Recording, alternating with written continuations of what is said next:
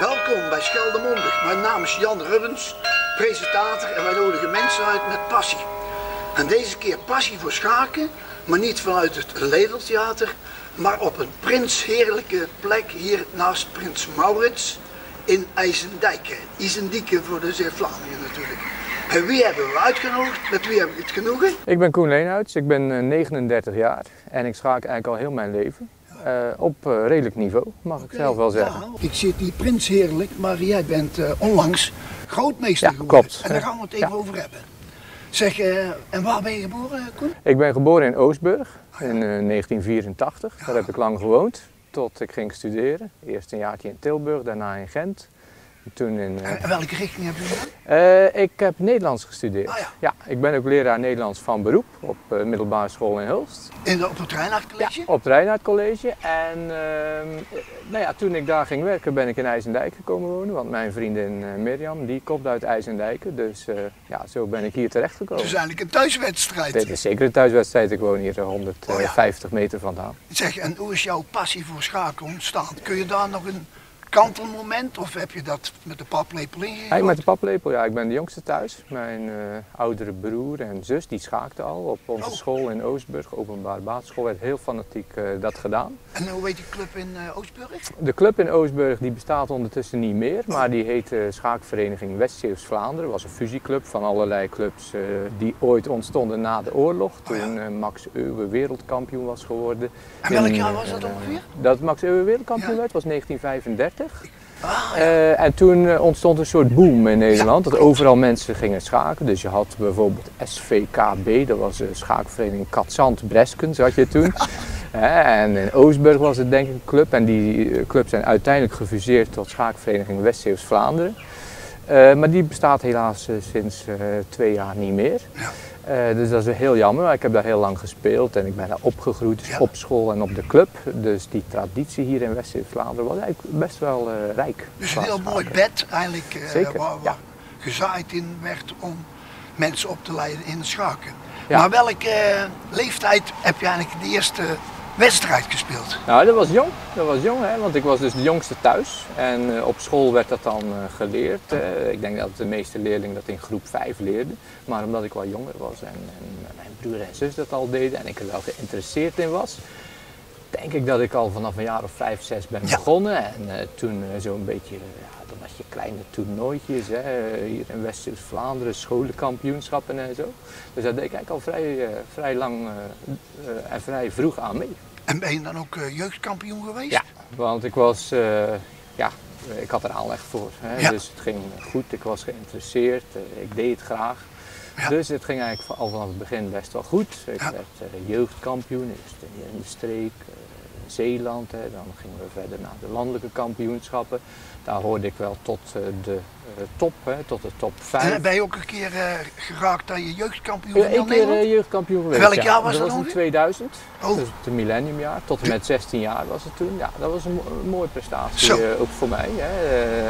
Ja, dat is toch eigenlijk waar je dan altijd naartoe leefde. Het Nederlands kampioenschap was het belangrijkste toernooi van het jaar en dat lukte toen ook een keer. Ja, kijk, en in België ben je toen, daar heb je ook een jaar gestudeerd, heb ik begrepen. Zat je toen ook op? Ik heb lang in België gestudeerd. Ik heb 5 jaar gezeten in Gent. En ik speel al heel lang in de club in Brugge. Want Brugge is niet zo heel ver van de En hoe heet die club? Dat is, niet alle clubs hebben zo'n originele naam, maar dat is de Koninklijke Brugse Schaakring. Zo, koninklijk hè? Ja, dus we bestaan al lang en we zijn dit jaar ook voor het eerst landskampioen geworden. Oh, proficiat! Met onze ploeg, dat was ook waar ik dan mijn laatste grootmeesternorm haalde in de Belgische competitie. En ik ben de enige buitenlander in ons team, maar ik speel er ook al meer dan 20 jaar. Want al sinds de middelbare school ben ik bij die club betrokken geraakt. Dus eigenlijk zien ze mij ook een beetje als een Belg. Wat ook wel klopt, want mijn moeder is ook mijn moeder is Belgisch, mijn vader was Nederlands. Dus ik heb gemengd bloed. Dus je hebt het goede van de Belgen en ook van de Nederlanders, van de Hollanders. Ja, zo zie ik dat zelf ook. Ja. Zeg maar nou, grootmeester, hè? Dat is natuurlijk een titel. Wat houdt dat eigenlijk in? Aan welke normen moet je voldoen? Behalve dat je natuurlijk goed kunt schaken. ja. Moet je ook 3 keer iets bereiken, begrijp ik? Ja. We moeten 3 normen halen, heet dat dan. En een norm, je kunt dat misschien vergelijken met een limiet, hè, wat in atletiek of zwemmen of zo. Dus dat is een heel goede prestatie, een grootmeesternorm. En daar zijn tabellen voor, hè, aan wat voor eisen je moet voldoen. Dus je moet bijvoorbeeld in een toernooi van 9 partijen tegen 3 grootmeesters hebben gespeeld. En je en winnen. Nou, dat komt nog. En je tegenstanders moeten ook een bepaalde gemiddelde rating hebben. Rating is bij ons de speelsterkte. Dus ze moeten een gemiddelde speelsterkte hebben. En tegen die gemiddelde speelsterkte moet je dan een bepaald aantal punten halen. Dus ik had een gemiddelde tegenstand van 2400, dat is een beetje meesterniveau. En daar moest ik 7 uit 9 punten voor halen voor mijn laatste grootmeesternorm. Dus ik heb ook 7 punten gehaald en dat is dan volgens de berekeningen genoeg voor een norm. Maar ja, er zijn heel veel toernooien waar je niet zoveel grootmeesters tegenkomt of waarbij je niet in de buurt komt van het aantal punten, want het is best wel een hoog puntenaantal. Ja. En daarnaast moet je ook nog 1 keer een rating hebben gehaald van een bepaald niveau. Dus dan 2500, waarvan ze zeggen, nou je hebt dit niveau bereikt, nu ben je het waard om jezelf grootmeester te noemen. Dus een rating en 3 normen. En misschien heb je het al wel gezegd, maar hoeveel grootmeesters zijn er in Nederland? Ja, en in België? In België zijn er niet zoveel. Dus in maar België, wel meer dan 1? Ja, ik denk dat er mensen die in België zijn geboren, dat het er 4 zijn. In Nederland is een veel rijker schaakland. Ja. Ook dat wij een wereldkampioen hebben gehad enzovoort. Dus in Nederland zijn er volgens mij 42 grootmeesters. Geweest in heel die historie? Dat denk ik, ja. En hoeveel leven daar nog van? De meeste. Want de grootmeestertitel is ingevoerd ergens rond 1970. Oh! Dus er zijn er nog niet zoveel overleden. Ja. Zeg, en met voetbal heeft iedereen oog voor Messi. Wie is de Messi in jouw ogen van het voetballen? Wie is de persoon waar jij denkt van, nou dat is mijn grote voorbeeld? Nou, ik kan niet zeggen dat ik een groot voorbeeld heb of zo, of iemand tegen wie ik opkijk. Maar ja, wij volgen natuurlijk wel de topspelers. En de beste schaker van dit moment is zonder twijfel de Noor Magnus Carlsen. Hij is nu geen wereldkampioen meer, omdat hij zei, ik heb geen zin meer om mee te doen aan het wereldkampioenschap. Dat kost mij veel te veel energie en tijd. Maar hij is zonder twijfel de beste schaker. En we hebben eigenlijk in heel veel periodes iemand gehad die er bovenuit stak. Voor Carlsen was het eigenlijk Garry Kasparov. Oh ja, dat weet ik nog goed, ja. En daarvoor had je Karpov, dat was in de jaren 80 Karpov, Kasparov. En daarvoor had je Fischer, dat was een Amerikaan, een genie. Een beetje vreemd gedrag. En daarvoor had je weer Botvinnik, dat was een echte Sovjet-Rus. En die partijen van die spelers, ja, die spelen wij nog altijd na. Dat zijn klassieke partijen waar je veel uit kunt leren. En dat is eigenlijk een bron van kennis. Ook. Ja, even leren. Hè? Messi die kan niet leven zonder bal. Kun jij leven zonder schaken? Want is het ook een manier om je te ontspannen?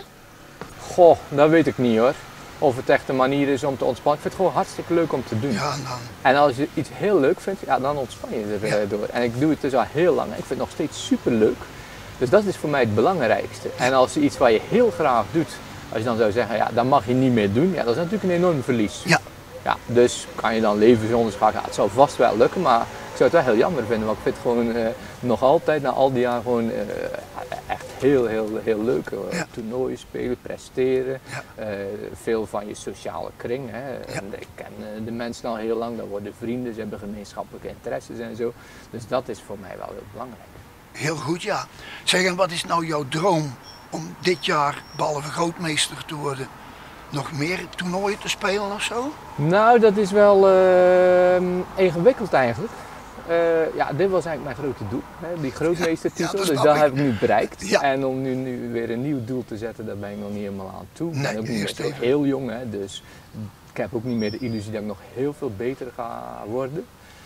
Ik ben ook net vader geworden sinds januari. Gefeliciteerd. Ja, dankjewel. Ja, en wat is het geworden? Zoon, dochter? Dat is een zoon, die heet Max. Max? Ja, hij heet Max. En ja, dus onze eerste Nederlandse wereldkampioen heette ook Max Euwe. Hij is er niet echt naar genoemd, maar ik vond het toch wel een leuke touch om eraan te geven. Ja. En maar dat maakt het soms wel wat complexer om toernooi te spelen. Hè. Toen hij er nog niet was, dan kon ik in de zomer, want ik ben leraar, als leraar heel veel toernooien hier, daar naartoe. Maar ja, nu heb ik thuis ook wat te doen. Ja. Gelukkig maar, hè, want dat vind ik ook echt fantastisch om te doen. Ja. Dus het vereist wel wat meer planning. Maar ik ga deze zomer 2 toernooien spelen. Eén in Spanje, in Oviedo. En hoe lang ben je dan van huis? Ik bedoel het toernooi duurt meestal 8 dagen. Oh. En dan heb je, je gaat een dag van tevoren er naartoe en een dag erna ga je weer naar huis. Dus dan ben je toch 10 dagen weg. Ja, bijna 2 weken zeg maar. Dus dat is wel lang. Mijn vriendin werkt in een restaurant, in de horeca. Dus ja, dat is in de zomer hier in de streek natuurlijk druk. Dus dan is 10 dagen lang.